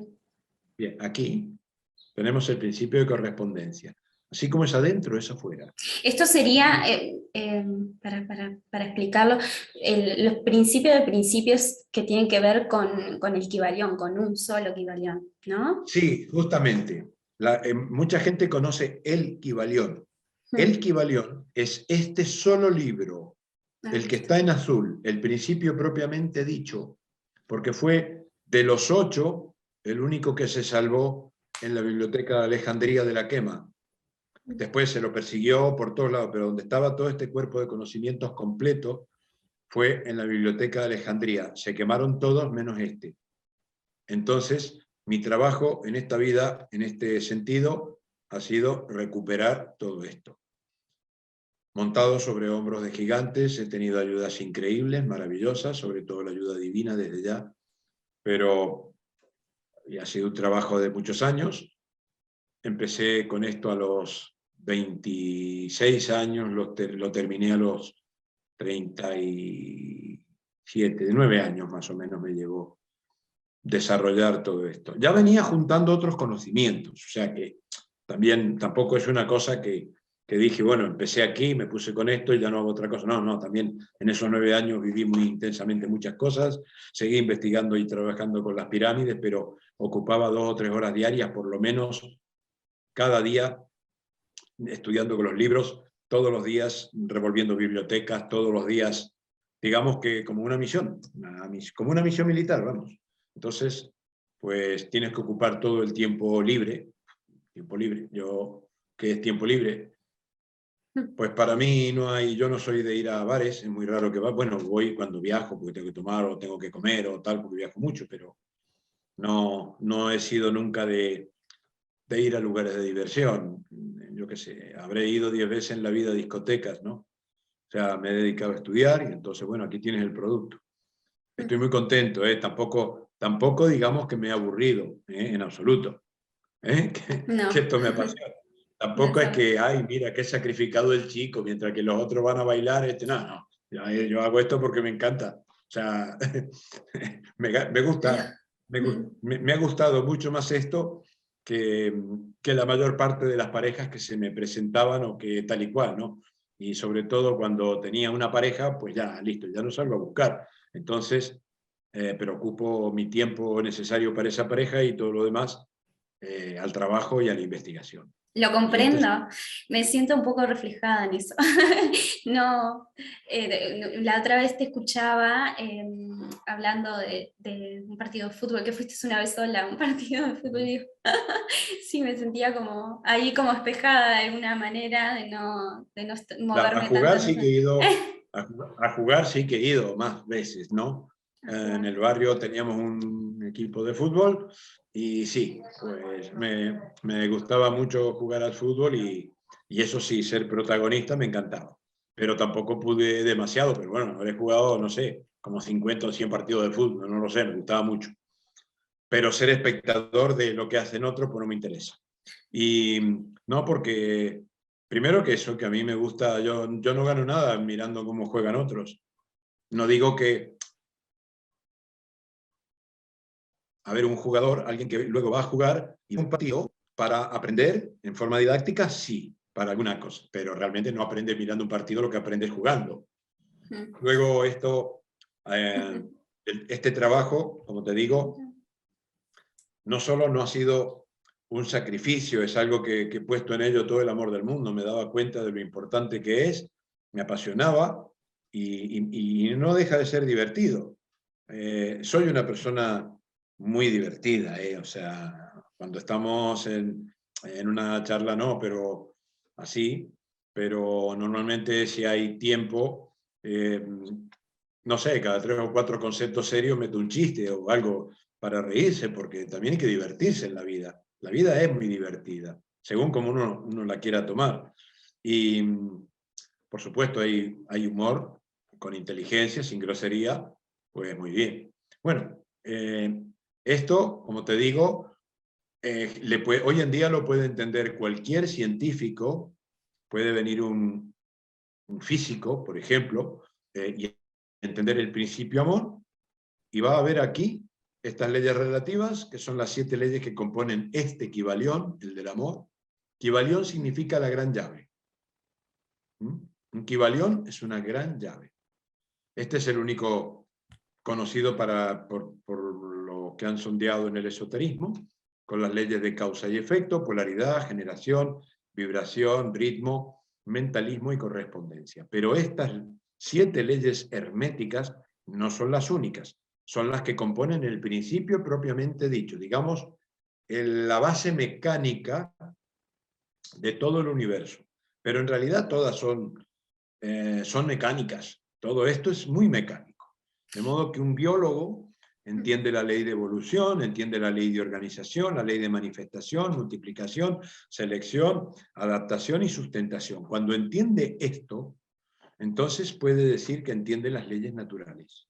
Cuando lo aplica y lo ve, luego, por ejemplo, las leyes de Mendel, las leyes de Linneo, todas las leyes de la genética, todas estas cosas que manejan biólogos, botánicos, zoólogos, etcétera, todo el que esté relacionado con la biología, y va a entender el principio vida y va a entender muchísimo más, y va a entender lo que debe hacerse y lo que no debe hacerse, lo que puede hacerse en la realidad y lo que éticamente puede hacerse y lo que éticamente no debe ni intentarse, porque atenta contra la vida en el universo.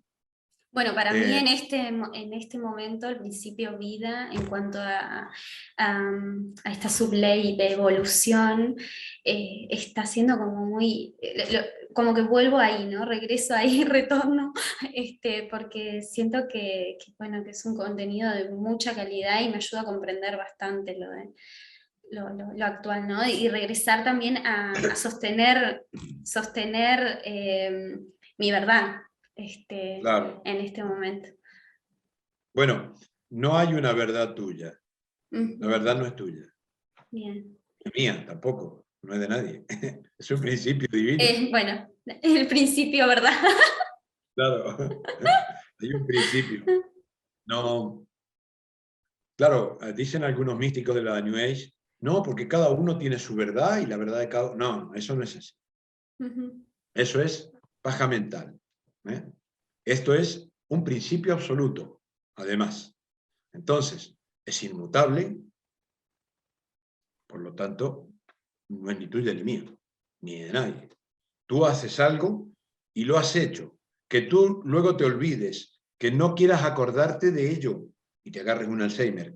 La causa fundamental del Alzheimer, la pereza mental, en algunos casos. Muy pocos casos tienen un fundamento realmente biológico, funcional, fisiológico. La mayor parte de las veces es, no quiero acordarme. Y no quiero acordarme por lo que sea, porque me duele, porque eso lleva al Alzheimer. Y lo otro es el doble apellido, como digo yo, perezosa. La mente perezosa termina con Alzheimer. Esto, por ejemplo, la Gracias por inmutabilidad. aclararlo, ¿no? Porque Claro. sí, a veces se te cuelan cosas que de alguna forma como que somos tomados, ¿no? Claro. ¿Sabe Sí. que es muy bueno? Una de las cosas más terapéuticas que hay es acordarse todo lo que haga falta de lo malo. Mm, Yo repaso todo lo malo que me ha pasado en la vida. Yo no quiero olvidarme.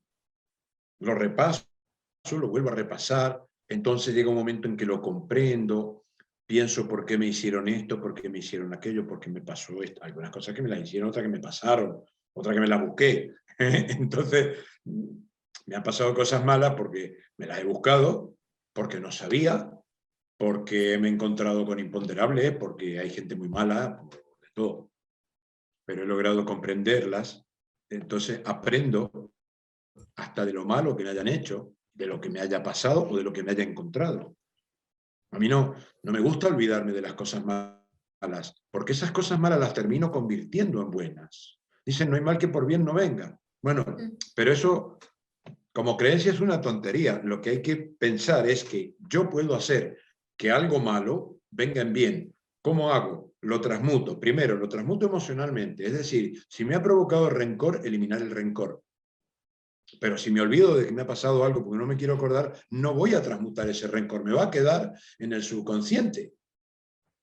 mm. Entonces, me va a ser más difícil la catarsis. Por eso también me ha sido fácil la catarsis, porque me di cuenta de muy pequeño, muy de jovencito, que si me olvidaba de las cosas malas, me quedaba un dolor adentro, una amargura. Y yo decía, no me puedo quedar con esto. Esto lo tengo que pensar todo lo que me haga falta hasta, bueno, que me hizo esto, bueno, hasta que fui y le rompí la cara. Y ya está, listo, ya me saqué el gusto. Pero quedarme con eso, no. Eso sería lo peor, ¿no? O sea, la peor actitud que tuve alguna vez fue así. Dije, yo no me voy a quedar con esta amargura. Y casi lo mato al que me tenía torturando. No le rompí la cara, le rompí la cabeza. Fue la peor, digamos, la peor acción que cometí alguna vez en ese sentido. Que sí que otras veces me he tenido que defender. Pero es muy distinto quedarse con la amargura, no hacer nada, decir, me quiero olvidar, no, ya me olvido, no, lo perdono, hipócritamente lo perdono, porque hasta que no lo he transmutado, si le tengo rencor, no he perdonado nada. Me he olvidado y me he dejado el veneno dentro. Eso es lo que hace mucha gente. Es preferible ir y enfrentar el problema y no quedarse con la amargura. Pase lo que pase. Porque si te quedas con la amargura, esa amargura se va a transformar en Alzheimer. Esa amargura se va a transformar en otras enfermedades parecidas. Mm. Porque lo vas a psicosomatizar, eso es veneno. La mente es terrible. Terrible no, maravillosa. Digamos que el poder que tiene es terrible, para lo bueno como para lo malo. Entonces, si no la manejamos, nos quedamos con eso, nos envenenamos. Así está la mayor parte de la gente, envenenada, porque se olvida de lo malo, en lugar de procesarlo. Si lo malo que te ha pasado en la vida es lo que más fuerte te hace, eso lo decía Nietzsche también, Totalmente. lo que no me mata me hace más fuerte. Y eso tenemos que, pero para que no te mate, para que, no te haga, para que te haga más fuerte, lo tienes que aprovechar, si no, a la larga te mata. Mm, ¿Mm? El sí, rencor no es otra cosa que un veneno de odio que te has guardado. Y que a lo mejor lo tienes por ahí esperando la venganza. Bien, pues así se vive enfermo, así no se vive, ni se deja vivir. Así se enferma y se muere. Bueno, por ejemplo, la verdad, te decía que no, tú no tienes una, no hay tu verdad. ujú, Hay tu creencia de la verdad o tu conocimiento de la verdad, pero no es tuya, es un principio divino, es absoluta, no la vas a poder cambiar nunca porque es inmutable. También es relativa. Toda verdad es relativa, mm, porque el otro la puede ver de una manera que no la ves tú, lo cual no quiere decir que haya cambiado, sigue siendo inmutable. Pero, por ejemplo, tú ves ahí una figura. ujú, sí, Bien, otro vería esto. A lo mejor esto era plano, Es relativa la verdad, pero bueno, es lo que es. Cuando la ves desde otro punto de vista, vale, la tienes más completa, ¿no? Sí, sí. Bien, pues, y además, perdón, se me fue la imagen, ahí. Finalidad. Todo tiene una finalidad. No hay nada que esté por estar. No hay nada inútil en la existencia. Todo tiene sentido. Cuando comprendes esto y ves que lo puedes aplicar hasta la última piedrecita que está en el campo, hasta el último grano de arena del desierto, hasta la última gota de agua del mar, tiene un sentido, tiene una finalidad, se te acaba el yo inferior. Porque te das cuenta que tú eres una gota de agua en el mar dentro de la eternidad. Y una piedra, un grano de arena, es igual que tú. Tú no eres más que un grano de arena. Tú no vales más que una gota de agua del mar. Pero es que el valor es absoluto. Entonces somos divinos. No somos más que nada. Pero no hay nada superior a nosotros. Porque hay una finalidad. Todo tiene una finalidad. Y es maravilloso. Nunca estamos fuera de Dios. Nunca estamos de más. Hombre, socialmente sí, en algún momento. Hay que tener cuidado con él, no entenderlo tan absolutamente, ¿no? En ese sentido hay una relatividad también que aplicar. Pero si estoy en algún lugar y he caído en algún sitio, me ha pasado por algo, tengo que averiguar por qué. Me tengo que ir a causa y efecto y analizar por qué. Y voy a encontrar muchas cosas. Luego, la universalidad. Bueno, todo esto está explicado. Si nos quedamos en cada uno de estos, estamos un mes. Ay, pero me gustaría. Claro. Luego está la potencialidad. Como hay leyes de causa, hay una ley de causa y efecto, la verdad es potencial. Hay cosas que son y están ahí, pero no se han manifestado. Todo lo que tú puedas crear, porque el universo está en permanente generación. Generación a través de la vibración, del ritmo, de la combinación. Todas estas leyes funcionan de manera coetánea. Entonces, estudiarlas, en principio, a cualquiera se le puede hacer un poquito complicado, pero vamos, que hay un chico de 12 años que me escribió preguntándome cosas de esto y bueno, yo no sabía que tenía 12 años, pero por lo que preguntaba, digo, este se ha empollado muy bien en los 8 equivaliones y lo está manejando de taquito. Y nada, conversando después, cuando me comenta alguna cosa, le digo, ¿qué edad tenés? 12 años. Bien, pues bien. Cuando hay gente que, con títulos, con títulos universitarios, y no lo terminan de entender, les resulta demasiado pesado. Entonces, esto no requiere sí, no sé cómo pensar, o esto es entendible para gente normal y en las universidades los atrofian demasiado, creo que es eso, o hay gente que es muy, muy preparada, a lo mejor jóvenes con la mente muy limpia, que no tienen la cabeza llena de datos, entonces esto lo entienden mejor. También puede ser, ambas asimetrías a la vez. Bueno, todo esto, la tabula máxima hiperbórea, a medida que la vas entendiendo, te vas encontrando con Dios. Entonces un intelectual que no tiene nada de espiritual, nada de amor, va a ver a Dios con su mente. Esto sería conocer a Dios por fuera, porque puede comprender perfectamente, por ejemplo, los principios, las leyes de ser, de voluntad y de conciencia, son leyes también. Son atributos del infinito, atributos divinos, pero son parte nuestra también. Entonces tenemos, con todo el rollo de los físicos, con el tema del tiempo y el espacio, si son leyes. No, que el espacio no existe, que es una ilusión. No, no. No, así que el espacio existe. Claro que existe el espacio. Existe la existencia.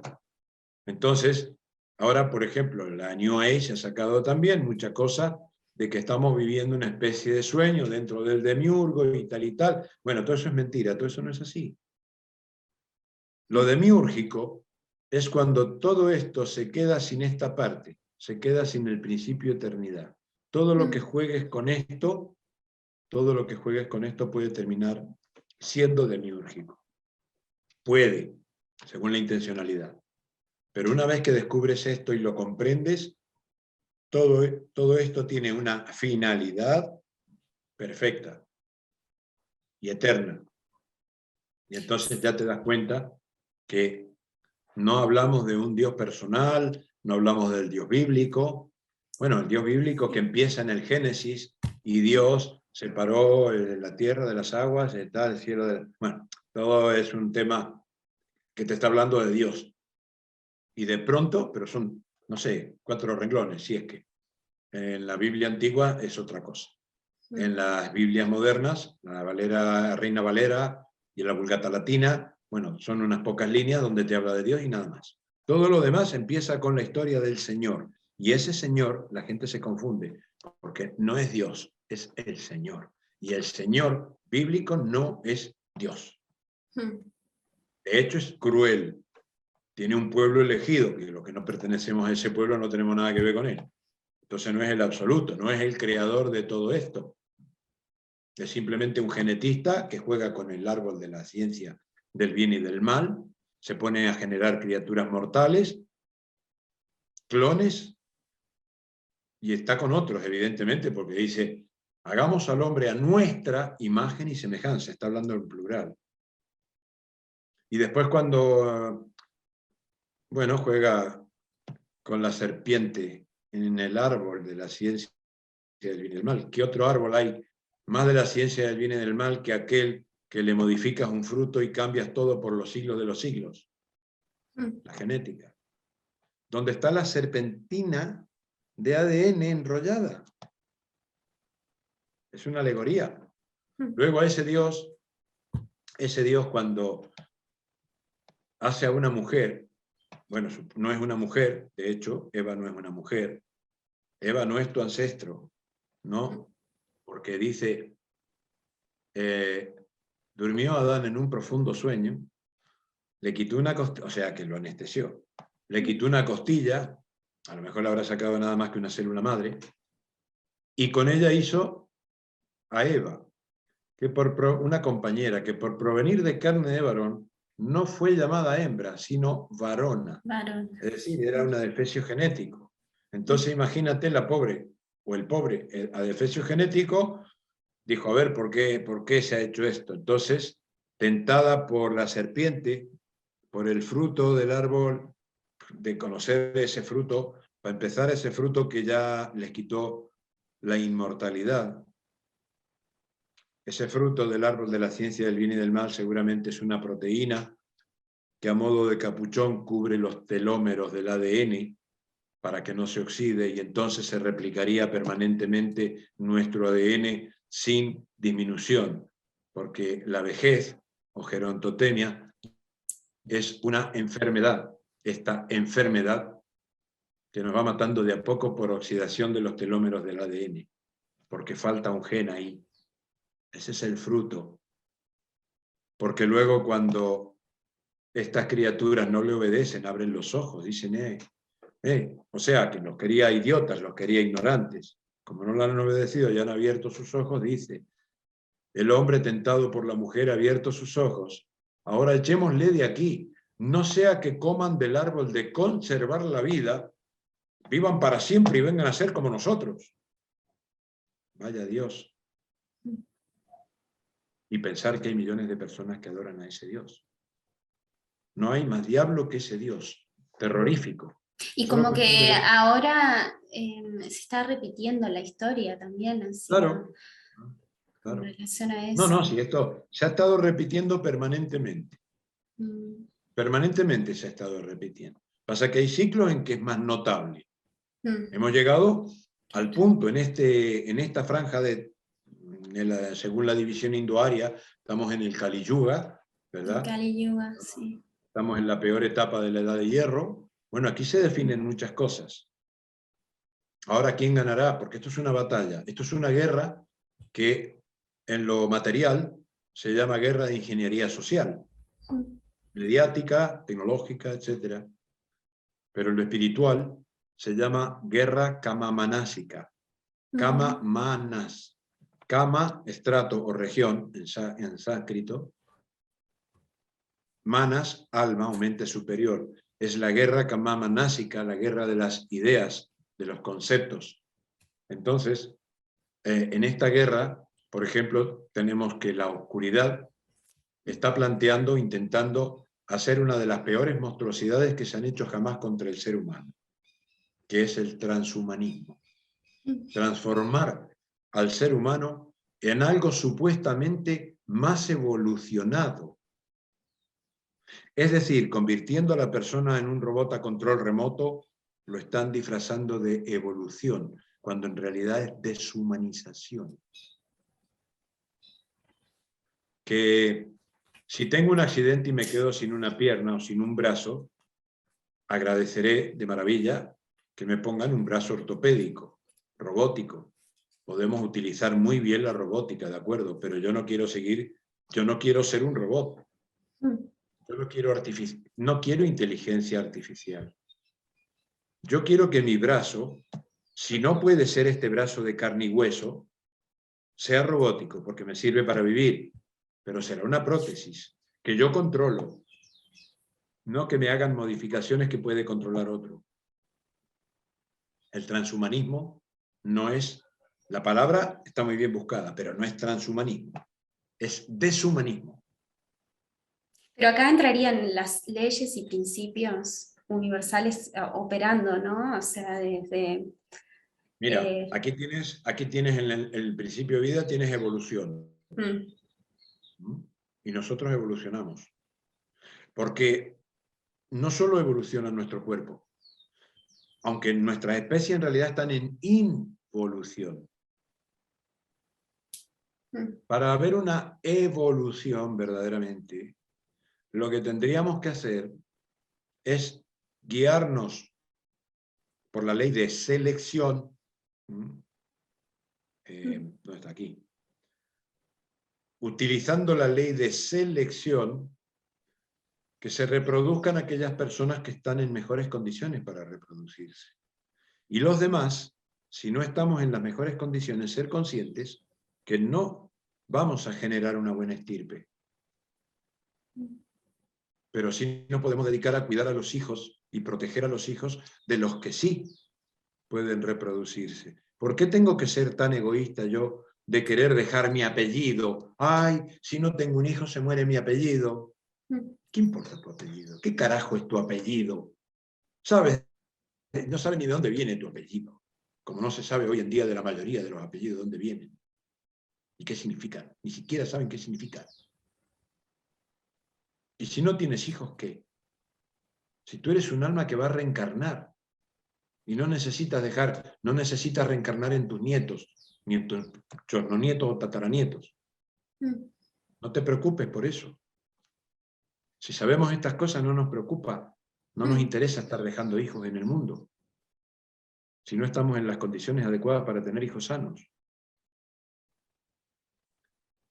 Sí que podríamos tener una reevolución, pero habría que utilizar la ley de selección, la ley de adaptación.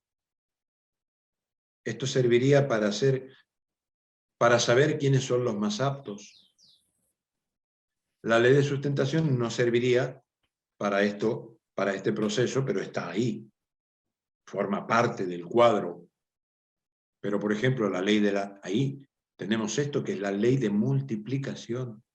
La multiplicación como conejos per se no sirve para nada. Utilizar esta ley sin utilizar las otras, sin conocer las otras, lo único que hacemos es reproducirnos irresponsablemente. Pero si conocemos las demás, como por ejemplo la ley de organización, y la aplicamos a la genética, podemos hacer que en unas cuantas generaciones nuestros sucesores, nuestros nietos, nuestros bisnietos, sean superhombres. Podríamos hacerlo perfectamente, pero no robóticamente, no metiéndoles nanochips en el cerebro. Todo eso es una mentira. Todo eso es para tener robots controlados. Humanoides, sí, humanoides, forma humana, a partir de un cacharro biológico, pero el transhumanismo es una aberración. Es El una otro día aberración pensaba porque sobre... se olvida completamente el tema espiritual, además. Sí, pensaba sobre el concepto de inoculación, ¿no? Que también para mí tiene que ver con el control, de inocularnos, bueno, eso, que quizás Sí, ¿no? también... Cuando buscas las palabras, pues algunas son bastante interesantes. Que el castellano es un idioma muy mágico, ¿eh? Sí, la historia detrás de la historia, siempre digo. Claro, claro. Em, Bueno, esto cuando no vamos a seguir hablando de metafísica toda porque ya la cuestión es exponer para los poetas, ¿eh? El principio de amor, para los poetas. Me Pero encanta. yo escribo poesía Sí, y el conocer que yo el también. principio de amor tiene estas leyes no le quita el encanto, ¿eh? En Ujú, absoluto. No mm, le quita el encanto. El conocer que la vida tiene estas leyes y me acaba los misterios, no me hace despreciar la vida, todo lo contrario, me hace respetarla y amarla mucho más. mm, El conocer a la verdad como principio y entender sus leyes me hace respetarla a rajatablas en todo lo que pueda, sin hacerme fanático, que puedo mentirle al enemigo. mm, Pero conocer la verdad, por algo dijo el flaco hace 2000 años, conocer la verdad, porque solo ella os hará libres. mm. Quiere decir que no está tu verdad, mi verdad, la verdad del otro. No, no, no, eso es una tontería. Tenemos distintos puntos de vista de las cosas. Pero muchas veces esos puntos de vista están completamente errados, sobre todo en cosas abstractas. Entonces tenemos que conversar para llegar a través de la dialéctica, del análisis lógico, a través de todo del método científico, a conocer la verdad en cada cosa. Podemos conocerla al más mínimo detalle en todas las cosas. O tan así a lo grande como es conocer a Dios, con esto, con este cuadro de situación. Pero la verdad, no conocer todas estas leyes y tal, no le quita encanto, no le quita poesía a la vida y a la eternidad y al desarrollo. La inteligencia, conocer sus leyes y mientras más la aplicas, más inteligente serás. O mejor utilizarás la inteligencia cerebral que tengas, mejor la podrás utilizar. Conocer el espíritu. No te hace menos espiritual entender cómo funciona todo esto, donde te das cuenta que la materia no es más que espíritu amalgamado. Y es maravilloso, pero no le quita encanto al espíritu. No te hace menos espiritual. Justamente el más materialista, el más ateo, esto es precioso para los ateos, porque van a conocer a Dios, pero lo van a conocer a través del intelecto. No tienen que creer en nada ni en nadie.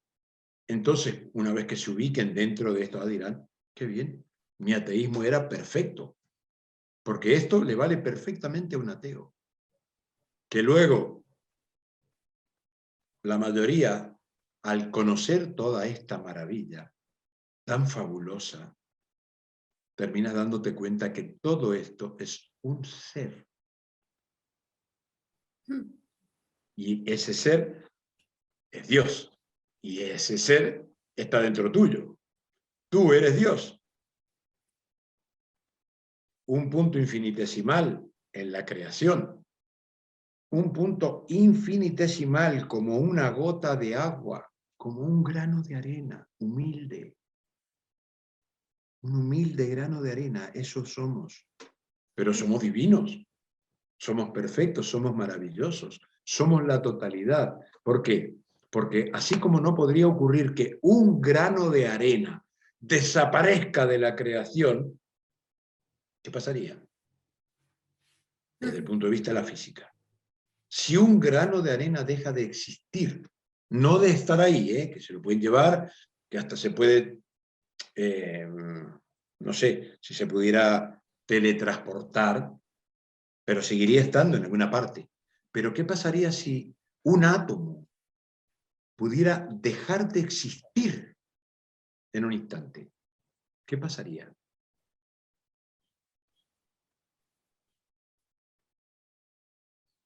Para pensarlo, ¿no?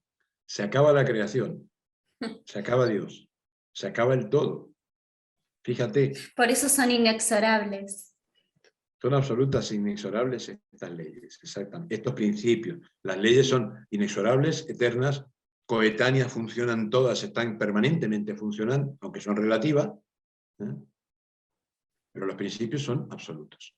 Con esto se puede conocer a Dios por fuera. El más cerradamente intelectual, para nada espiritual, va a encontrar a Dios, va a encontrar el universo, las leyes naturales. Bueno, creo que ya hemos hablado todo lo que... Te quería preguntar, antes de cerrar, ¿por qué es tábula máxima hiperbórea? ¿Por qué es hiperbórea? Es tábula máxima, bueno, tiene varios nombres. También le llaman la tabla esmeralda. Pero la tabla esmeralda, porque se quedó la tabla esmeralda, pues había referencia de la tabla esmeralda y creyeron que era el Kybalión, pero en realidad el Kybalión propiamente dicho es la tabla zafiro. Como es la tabla, la verdad, la tabla diamante, y la tabla, verdaderamente la tabla esmeralda es el principio vida. Y la tabla rubí es el principio amor. Y la tabla, ¿cómo se llama? La violeta, pues ahí se me ha ido el mineral al cielo ahora. La amatista. Amatista. La tabla amatista es el principio unidad. Bueno, que aquí en Uruguay tenemos mucha amatista. Bueno, esto es un libro que se llama Los 8 Kybaliones. En este libro está todo este conocimiento, está bastante claro como para que, ya les digo, un chico de 12 años, con la cabeza bien amoblada, por supuesto bien educado, por lo menos acostumbrado a leer y entender, lo ha entendido perfectamente. ¿Y en dónde podemos encontrar tus libros, Gabriel? Esto en lulu.com. Si ponen Los 8 Kybaliones, lo encuentran en Lulu. Van a encontrar muchas páginas, pero les llevan a otras partes donde se tienen que registrar, donde tienen que hacer un montón de... Al final, les terminan o sacando el dinero o cualquier cosa. Pero esto solamente se vende por Lulu. Y está en formato impreso. Creo que, no sé si está en PDF, pero sale más o menos lo mismo en impreso que en PDF, así que conviene en impreso, por muchas razones. El sistema en el que estamos actualmente puede tener una caída. Algunos la están buscando, no la han logrado producir, pero la están buscando. Y entonces es posible que todo lo que tengamos informatizado, todo lo digital, desaparezca. Quedará lo que esté en papel. La otra manera de conocer a Dios, como dijimos, es catarsis. La catarsis cátara. Por dentro, sería. Porque esto es la manera de conocerlo a través de nuestra propia vivencia. Pero para poder encontrar a Dios, tenemos que eliminar los demonios. Por eso, sin catarsis cátara, ni Cristo ni hostias. Aquí está totalmente el método para realizarlo. Y bueno, podríamos seguir, pero ya sería largo entrar en cada uno de los...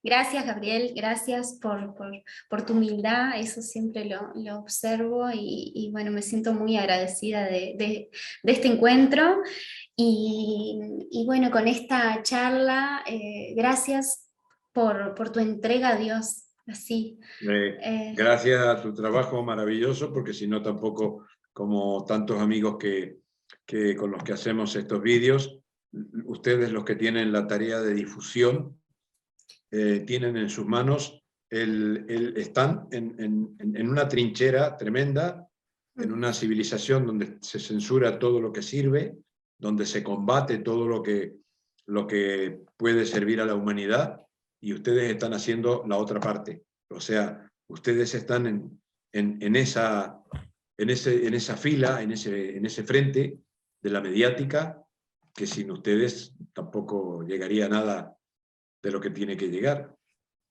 Gracias, gracias. Yo estoy abriendo el espacio y también eso para Así mí que es súper...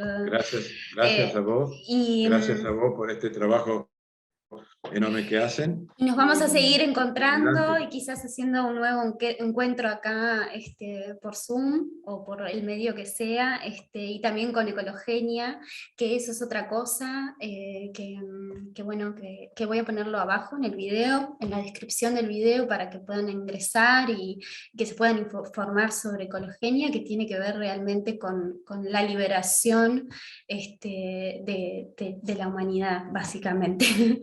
De lo Sí, micro a lo macro.